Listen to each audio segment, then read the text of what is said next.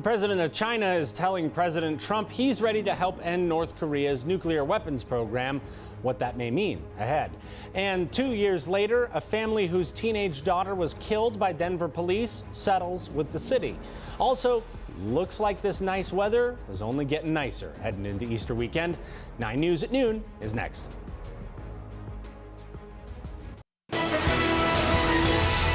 This is 9 News. The family of a teen driver shot while she was in a stolen car is going to get $1 million from the city of Denver. Denver police shot 17-year-old Jessica Hernandez as she tried to drive that stolen car into an officer. The shooting was found to be justified. The FBI also looked into the case and they didn't find any wrongdoing. The city of Denver, though, settled the case for $1 million, calling it a creative solution. They did end up making changes to the city policy on shooting at cars and provided additional training to police officers in the wake of this incident. We've got more details on the settlement on 9news.com.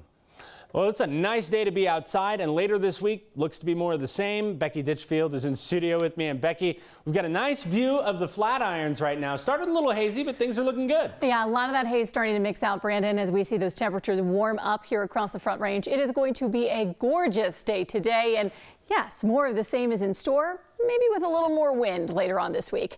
Let's go ahead and take a live look outside where we have mostly sunny skies. Also, here in the Denver metro area, our wind gusts strongest out to the west, where we've got 15 to 20 mile per hour gusts ranging from Berthoud Pass, or the Red Feather Lakes, I should say, all the way down through places like Black Hawk.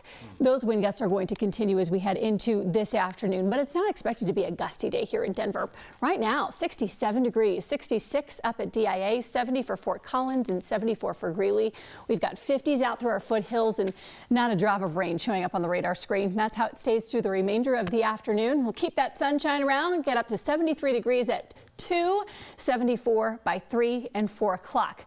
Now, clouds will be increasing as we get a little closer to Easter. We're also going to see a little more wind. We'll be talking about both of those things coming up here in a few minutes. Yeah, so little things to watch for, but mostly looking pretty good. Yeah, I think anybody who's looking forward to the Easter holiday this weekend, it's got a great forecast, even with the extra clouds.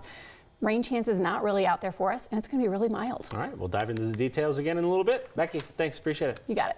So 4 years after the massive floods in Colorado, some places in Boulder County are finally, just now, getting back to business as usual.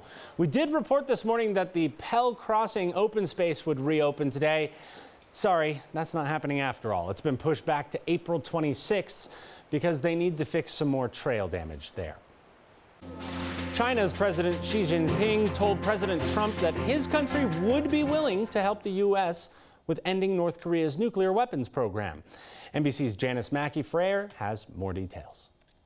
President Trump made a phone call to China's President Xi Jinping just hours after posting a message to Twitter saying that if China wanted to help with the North Korea problem, that would be great. The two discussed the recent escalations in the region. It isn't known exactly what they said, but this does signal that China is taking a more proactive role. Also key, an editorial in a state-run newspaper in China, which is often seen to reflect the thinking of China's leadership, that warned North Korea that China would stop all oil shipments if the regime tested a nuclear weapon. The Global Times went on to say that China is tired of having the North Korea nuclear issue at its doorstep and warned the regime against, quote, mistakes. So these are all seen as significant moves as well. Recently, there were North Korean cargo ships that were turned away from coal ports in China, so a sign that China is enforcing that coal import ban that it announced in February. As well, we have the South Korean government continuing to ease worries that the U.S. will strike at North Korea, and Japan's Navy says that it will join the U.S. Navy strike group that's currently heading toward the Korean Peninsula. So pressure appears to be building from all directions, and all eyes remain on Pyongyang. Now back to you. Russian President Vladimir Putin met with U.S. Secretary of State Rex Tillerson in Moscow today. The two countries traded accusations about that chemical weapons attack in Syria. Tillerson says U.S.-Russia relations are at a low point, marked by low levels of trust. And this just in as well, Tillerson also said Syria has used chlorine bombs and other chemical weapons on more than 50 occasions. This is the first official Russian visit by a member of the Trump cabinet. White House Press Secretary Sean Spicer spent the morning cleaning up the mess he made yesterday. He's been doing interviews with numerous media outlets asking for forgiveness for comparing Syrian President Bashar al-Assad to Adolf Hitler in his press conference yesterday in a way that seemed to minimize the Holocaust. Spicer claimed Hitler, quote, didn't even sink to using chemical weapons, end quote. Of course, millions of Jews were in fact killed with chemicals in Nazi gas chambers during the Holocaust. Some Democrats are still calling for Spicer to be canned. Nancy Pelosi says you should be fired. Is your job safe? Well, you know what? I made a mistake. I'm owning up to it. And, this is obviously I would expect, or I'd hope that everyone understands that we all make mistakes and ask for forgiveness. Spicer initially tried to defend his remark yesterday by making a distinction between killing people with chemical weapons dropped out of airplanes as opposed to gas chambers, but later Spicer apologized, acknowledging that both do amount to the use of chemical weapons. Colorado Springs police found a man who'd been shot and killed earlier today. Now they want to find the person who did it. This happened at a home in the 800 block of East Vermejo Avenue, just west of Memorial Park. If you've got any information that can help police, the number to call is right there on the screen.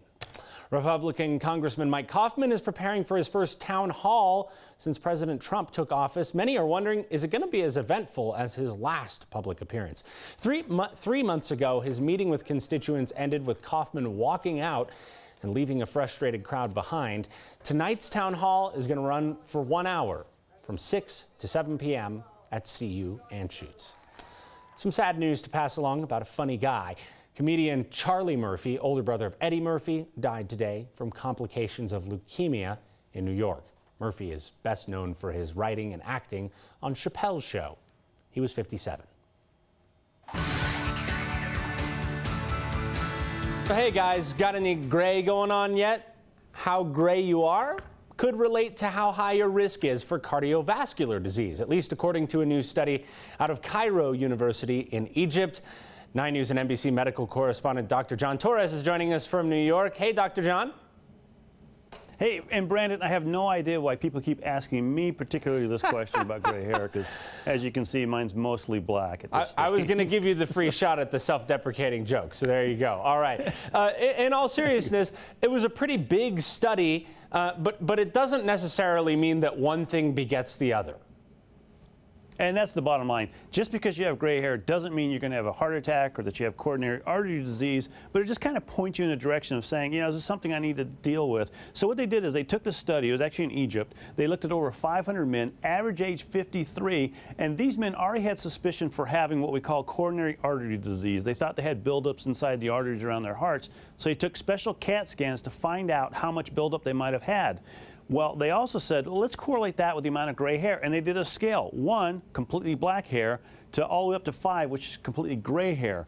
I'd probably be around a 4, which means I have more gray than black hair. And they said anybody at 3 or above, so if you're 50-50 gray and black or higher, you had a higher chance of having coronary artery disease, you had a higher chance of having issues related to that. And so what they're saying is, and I agree with them, this is not earth-shattering, and it's not like high cholesterol or any of those other tests that we know cause problems, or like cigarette smoking that we know causes issues, but it's just one of those things that say, hey, talk to your doctor, is this something I need to look in a little more at? Yeah, and it's worth noting the researchers said they want to study this more, and they did not test women in this particular round. Hey, Dr. John, thanks for your time. You bet. Still ahead, a big boost to cell phone service is going to make taking selfies a lot easier at the ski slopes of Copper Mountain. There's also a good safety benefit there, too. But first, from the mountains to the metro, we are in for another beautiful day. Becky is going to tell us how long it stays this way. So my phone already worked pretty well at Copper Mountain, but apparently it's going to work even better now, thanks to a new cell tower system there. Our man in the mountains, Matt Renew, shows us how the resort is taking cell phone service to the next level. Capacity was a concern. At the base of Copper Mountain, Heavy event days. Quinn Gelfin with AT&T is connecting with reporters on the mountain over here to show how skiers are connecting on the slopes. It covers most areas of the resort with a new cell distributed antenna system. Capacity coverage for taking one cell tower and spreading it out all over the resort. And that way more data can be processed. With the brains of it all kept behind closed doors. All of that data that they're experiencing is going through this. While antennas hide near ski lifts Stealth as possible. or are camouflaged as building architecture. Third cupola is an AT&T cell tower. All of it handling millions of social media posts already. Social media posts with pictures. That system went online February 23rd, and since then, it's been doing the heavy lifting, averaging 500,000 social media posts a day, and that's just here at Copper Mountain. Posts on social media, that makes it all the better for us too to be able to market the mountain. While also creating a bigger network for emergencies. It makes it easier for guests to call in injuries. And someday will get much faster when the 5G network rolls out. I know we have some test markets that we're going to be deploying 5G this year. Bringing Quinn back to the slopes for years to come to put in even more equipment. It's exciting to work with new technologies. Fun to think about the pipeline everything goes through. So many of these types of systems are already in use around the state. You'd find them at steamboats, also at Red Rocks and stadiums across the country. And as amazing as the technology already is, believe it or not, it's already close to being dated. In a few months, South Korea will be the first in the world to roll out that 5G system, doing that at the Olympics. The Girl Scouts of Colorado are focused on climate change. The group says a Girl Scout can now earn a climate change patch. They'll earn them by finishing activities like researching clean energy jobs, looking at ways to reduce climate change in their own towns, or talking with state lawmakers, as you see there. Today, the Scouts had a brief ceremony at the state capitol. Well, from the halls of Cherry Creek High School to the Broadway stage, we've got one of the stars of Mamma Mia with us right now. She'll tell us how she made it and tell us about the show, of course, coming up next.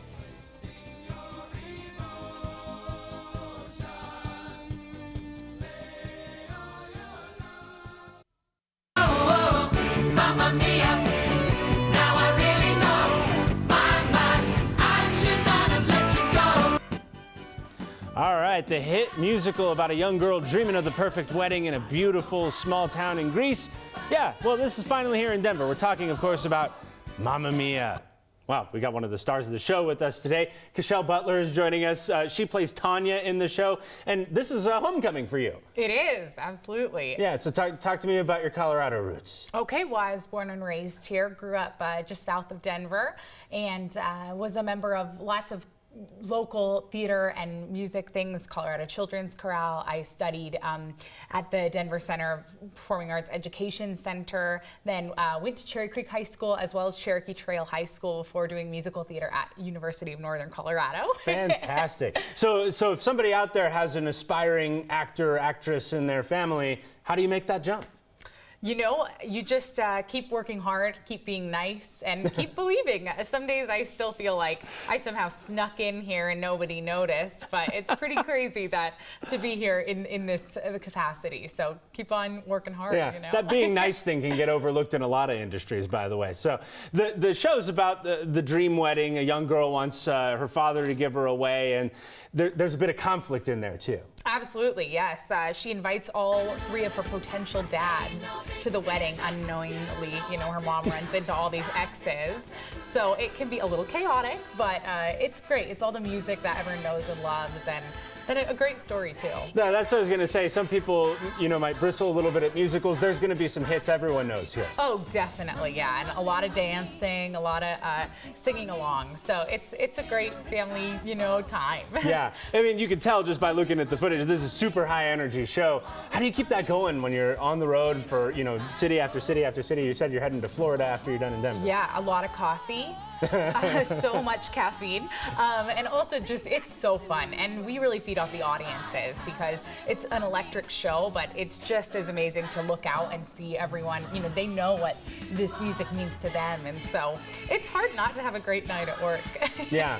And this is actually the farewell tour, is that right? It is, yeah. Oh. Yeah, so this is the end of Broadway's Mamma Mia. So once we close, that will be kind of the end of this incarnation, you know. Other theaters may do it at that point, yeah. or new you know, production of exactly. it. Right. But for you know this this island look and the spandex, that's going to be it. So it's kind of bittersweet for us. All right, and so remind me when we've got shows through Sunday? Is Tonight through Sunday, yeah. Okay, and tickets are still available. You can get those from the Buell Theater now through April 16th. Starts at $30, so not too high price of a ticket. And come on down and see Cashel and the rest of her colleagues out there. We got more information if you didn't jot all that down on 9news.com. Thanks so much for coming in. Thank you. We'll be right back. A small town in Croatia is going big for Easter. I mean, look at that Easter egg. You're not doing that at home. Yeah, that's an Easter egg. They're decorating 6.5-foot tall Easter eggs. And it's not just as simple as coloring the whole thing pink or blue. It takes 4 painters around 5 days to paint each one of these things. They're sending those eggs to a bunch of different cities around Europe as gifts. That's so cool, talk about though. spirit of the season. I mean, I love it. It's a work of art. It's something totally different. Really difficult to hide. Yeah, it wouldn't work for an Easter egg hunt. Not in my backyard anyway. I can't think of a put a shed around it. My kids are young enough; they'd probably just be like, "I don't understand what's going on." What's going on? Is there money or candy so in here? big, yeah. Yeah, very good. It's going to be a nice Easter. It is. We've got 70s in store for today, upper 60s, low 70s for the weekend. We are going to see a few more clouds, but breezy, and at this point, it doesn't look like a lot of chances for rain. Yeah, I like the looks of the numbers on there. All right, Becky, thanks so much. That's going to do it for 9 News at noon. Join us again for 9 News at 4, 5, 6, 9, 10. We'll see you.